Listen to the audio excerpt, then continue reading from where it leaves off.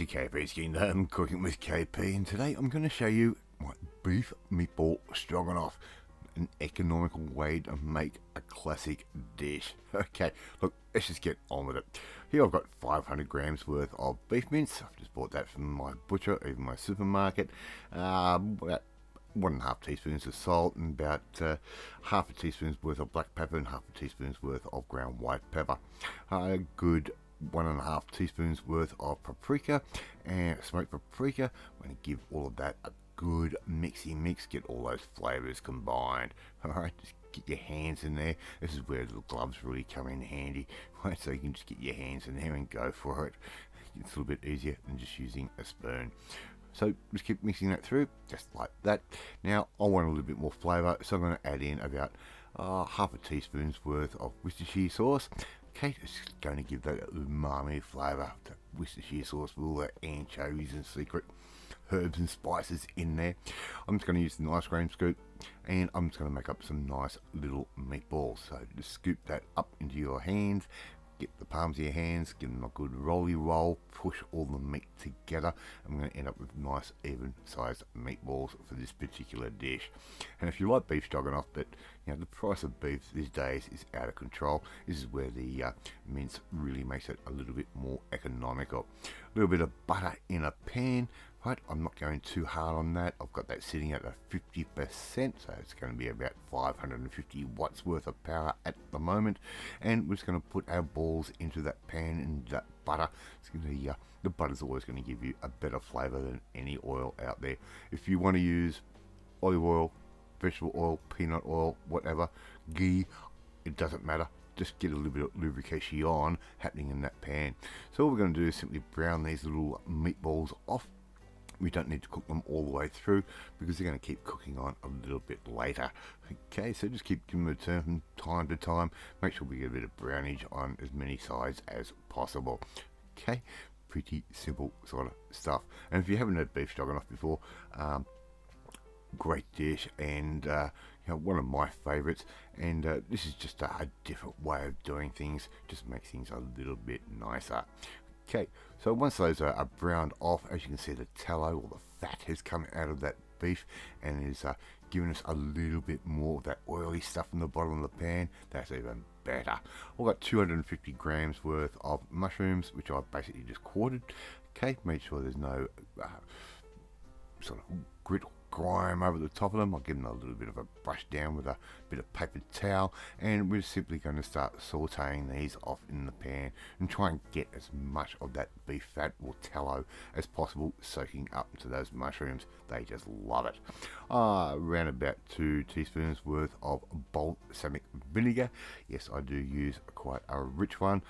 A little bit goes a long way. Okay, put that in, and those mushrooms are going to soak up that beautiful balsamic vinegar. You would not believe. It's going to give us a nice little bit of an acid to our sweetness, which will just come naturally a little bit later on. Alright, 1 onion, finely diced. Right, that can go in at this point. I wanted to get a head start on those mushrooms. They take a little bit of time to cook. So we're just going to keep stirring those mushrooms around until they sort of become a bit translucent, and there's no rule as to how long you need to cook that all off for, especially the mushrooms. They are going to take a little bit of time to cook quite nicely. There's a lot of moisture in those. So we're going to keep stirring those around from time to time. Make sure nothing's sticking, nothing's burning, which it should not do in a pan such as this one.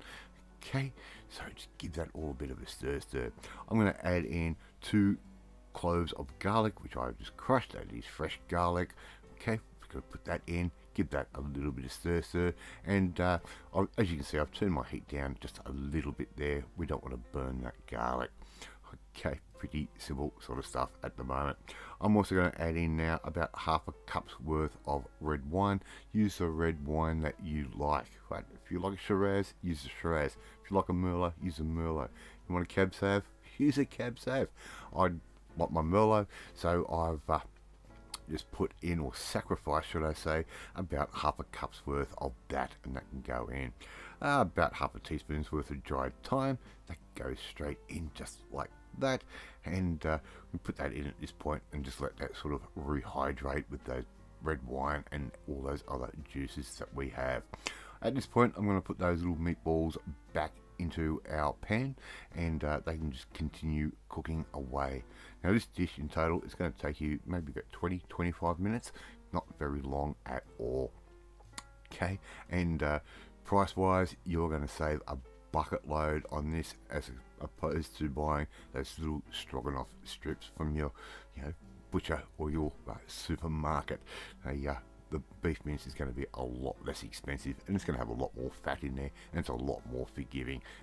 And fat equals flavour. 2 tablespoons worth of tomato paste concentrate. Right, that goes straight in just like that. Okay, pretty simple. And yes, I do use these little sachets. They do cost you a little bit more, but as far as wastage is concerned, it saves you a ton of money. You buy a jar of tomato paste, it sits in the fridge for God knows how long, and then you've got green furry bits growing out of the top of it. These little sachets, especially being a concentrate, just work out absolutely magic. Alright, as you can see, we've just got a nice little bit of bubblage happening there. I'm going to add in 1 cup's worth of sour cream. Right, just like that, and all we have to do now is cook down that sour cream, and all of a sudden our beautiful Stroganoff sauce is going to appear right in front of your own 2 eyes. Right, so just give that a little bit of a stir from time to time. As you can see, it's becoming quite a nice rich sauce. I'm going to give that a cover just for a few minutes. I'm going to put that on low while I get the rest of my sides together. And there you go. You've got KP's beef meatball stroganoff. You can serve that with rice, potato, you can serve it with pasta, whatever you like. Thank you so much for watching this video. I really do appreciate it. If you like this video, hit that like button. It gives me confidence and make you feel warm and fuzzy too. Don't forget to hit that notification bell. You'll be notified every time a new video goes up.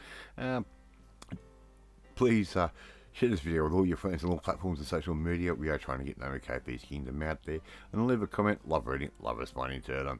In the meantime, if you want to learn how to make a slightly different version out of a classic meal just like this one, well, you need to come and join the family. My family. Hit that subscribe button and you'll never miss another one of my videos again.